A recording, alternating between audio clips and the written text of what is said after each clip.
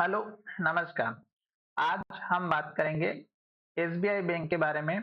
और इस स्टॉक्स के ऊपर हम लगातार कंटिन्यूअस 3-4 दिनों से वीडियो बना रहे हैं। और स्टॉक्स के मैंने जो आपको लेवल्स बताए थे वो स्टॉक्स के आ चुके हैं। और अब स्टॉक्स में प्रॉफिट बुकिंग होते हुए स्टॉक्स अपने सपोर्ट लेवल की तरफ जाता हुआ दिखाई दे रहा है। पिछले वीडियो में हमने आपको इस कैंडल के हाई का टारगेट बताया था, जो कि मल्टीपल टाइम्स पर मिला था। और इस कैंडल में हमें वो अचीव होते हुए दिखाई दिया। फिर हमने कहा था कि इस कैंडल के हाई के बाद नेक्स्ट टारगेट आप इस कैंडल के हाई का रख सकते हैं 830 का, 31 का। फिर स्टॉक का हाई 835 का था, तो 835 का एक इंपॉर्टेंट लेवल था। और फिर मैंने आपको इसके ऊपर का लेवल बताया था, जो कि हमारा इसी कैंडल के हाई के आसपास का था 840 का। स्टॉक ने कल के दिन वो लेवल अचीव किया और क्लोजिंग नीचे की तरफ दी। और उसके बाद आज फिर से स्टॉक्स ने बड़ी रेड कैंडल बनाए, क्योंकि मार्केट में भी गिरावट देखने को मिली थी। अब स्टॉक्स में आपको क्या करना है, अगर इस तरह की दो रेड कैंडल बनी है और कंटिन्यूस बनते हुए जाती हैं, जैसा कि यहाँ पर देख सकते हैं, एक के बाद एक रेड कैंडल और लो बनाते हुए नीचे गया, तो यहाँ पर भी अगर स्टॉक ऐसा ही करता है तो जल्दबाजी बिल्कुल भी नहीं करनी है। स्टॉक में प्रॉपर वेट एंड वॉच का काम करना है। साथ ही स्टॉक अगर आप लॉन्ग टर्म के हिसाब से काम करते हैं तो स्टॉक का जो मूविंग एवरेज है, जिसमें 50 डेज, 150 डेज और 200 डेज के मूविंग एवरेज का सपोर्ट लगा है और स्टॉक इसके ऊपर जा चुका है, तो लॉन्ग टर्म के लिए कोई प्रॉब्लम वाली बात नहीं है जब तक स्टॉक मूविंग एवरेजेस के ऊपर है। यहाँ पर अगर आप देखेंगे तो 150 डेज का मूविंग एवरेज सपोर्ट में काम किया, 200 का भी यहाँ पे काम किया है। अब स्टॉक्स में अगर देखेंगे तो स्टॉक ने लास्ट में लो यहाँ बनाया था, जो कि 680 का था। फिर स्टॉक ने लो को ऊपर शिफ्ट किया 719 का।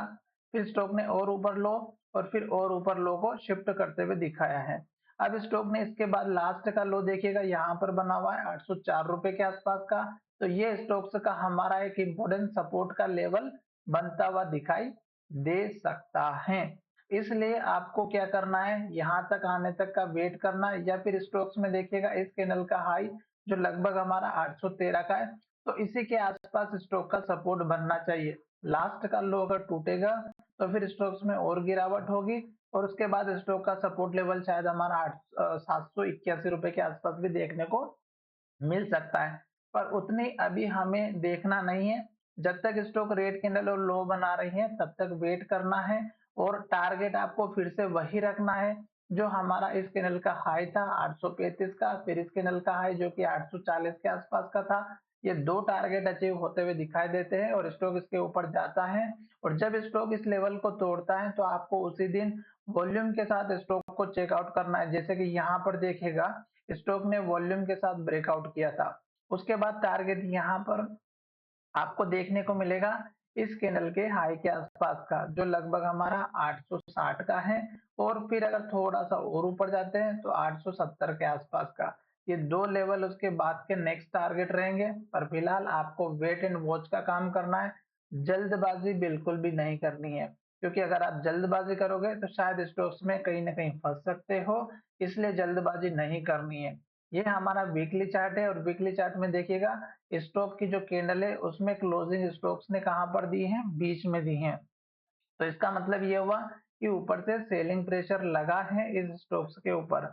अब यहाँ पर ये जो लेवल्स हैं, इसमें अगर आप देखेंगे तो पहले भी स्टॉक्स ऊपर गया फिर नीचे क्लोजिंग दे दी, इस कैंडल में भी ऊपर गया फिर नीचे क्लोजिंग दे दी।